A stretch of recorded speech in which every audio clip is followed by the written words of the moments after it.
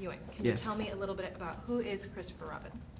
Christopher Robin, we know and love from the original stories and from Disney's cartoons. So we sort of know him as a child, we know he's almost like the parent figure with Winnie-the-Pooh in a way. And our film starts there. We see Christopher Robin as the 7-year-old leaving 100 Acre Wood with the creatures have all got together to throw him a farewell party. And then we see a very quick montage of his life going through school, boarding school, university, meeting his love, getting married, having a baby, and then going off to war and fighting in the war. And that's sort of where our story picks up when he's come back from war and he's struggling to find his way. He's got a very high-pressure job. He's the efficiency manager in a luggage company. And post-war, of course, the luggage company is doing very badly because nobody's buying luggage, because nobody's going on holiday, nobody's got any money. So he's responsible as the efficiency manager to try and make the company succeed so that they don't have to fire lots and lots of people. And so on his shoulders are many, many people's jobs. He feels responsible. And he's bringing that home. He's not very happy at home with his wife and his daughter, and he's not able to spend any time with them other than just him being there, being worried about his work. So that's where we start. And so we know this lovely young free boy, and now we find out that he's a rather unhappy grown-up man. The world has gotten to him a little bit. Right. What is it about these characters that you think keeps them so relevant and popular all these years?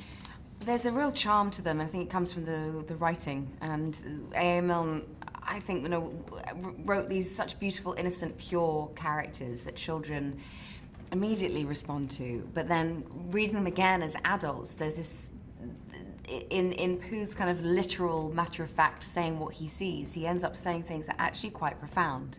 And in them also have kind of witticisms, and there's a humor in the writing that I think adults can see more so than children, so they can relate to it in that sense. And I think it's just the purity of connection between something that just loves you and wants to hang out and not do anything with you, and that itself being enough.